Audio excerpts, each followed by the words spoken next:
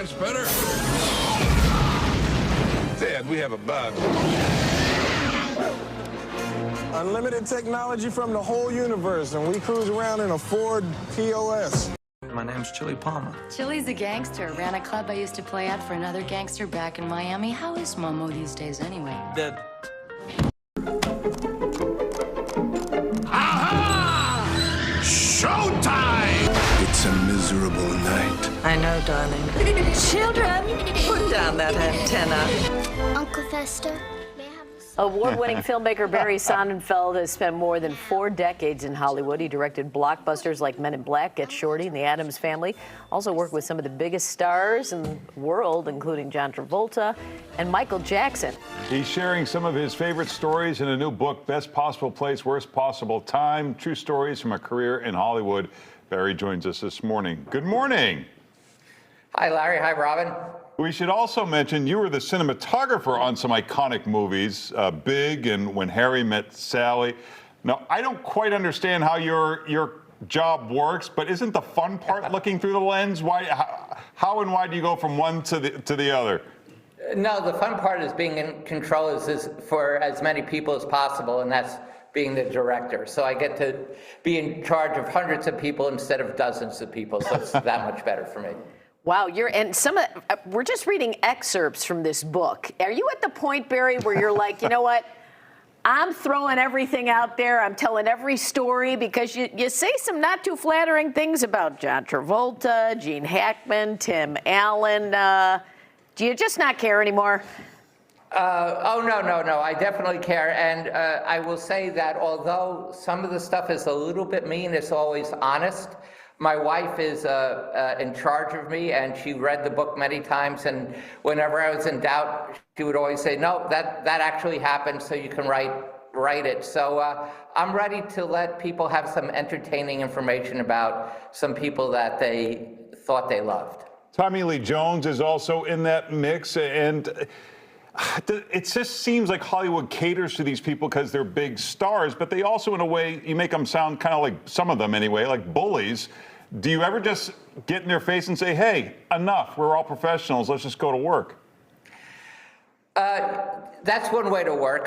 Directing is like being the parent to a bunch of kids, and every actor needs a different parent. Some people need you to say, hey, stop the crap, let's get to work. Other people need hugs.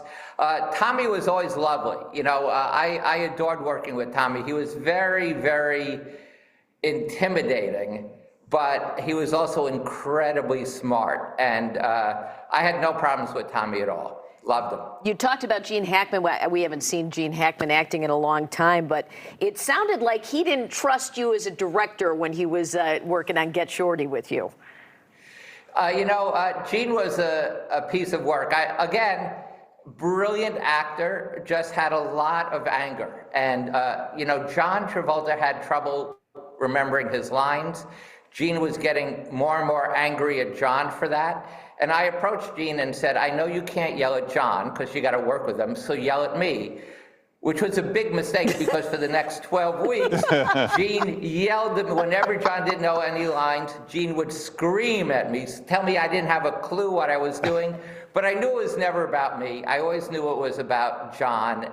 And if that was a way to direct that movie, which is my favorite movie as a director, then it all worked out. Is there a signature Barry Sonnenfeld approach? Do you say, well, these guys make movies like this, I want to do it like that? Yes. The signature approach is make sure the actors talk faster. After every take, I'll go up to them and say, okay, that was great, let's just do one way faster. If you look at Lee Pace in Pushing Daisies, you can't believe how fast Gene is talking. The faster, Lee is talking, the faster they talk, the less I give them any opportunity to act. And I hate seeing acting on the screen. And that's what makes it so real, is because you don't sense acting. You have a great story about trying to get Michael Jackson to do a song for the Addams Family, and you went to, did you go to Neverland? Tell that story, Barry.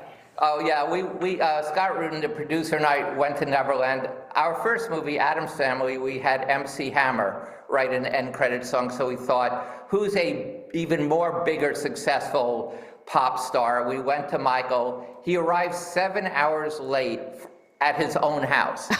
Luckily, I was able to find the caretaker who opened up his amusement park. So Scott Rudin and I would ride the merry-go-round for hours waiting for Michael to arrive. He never wrote the song. He started it, but then had to flee for Thailand, where so I don't know what happened. But we didn't get the song. It's bizarre. By the way, Michael then showed up in Men in Black 2 and played a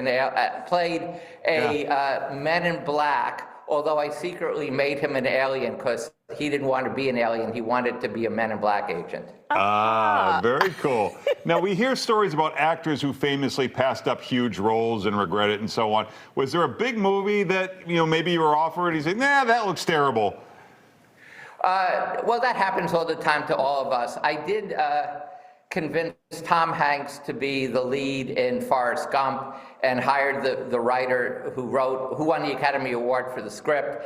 And then Addams Family Values and Gump were supposed to go at the same time. I gave up working on Gump, and Zemeckis won the Academy Award and did a great job. And truthfully, my version would have been about an hour and a half shorter, so who knows, it would have been better.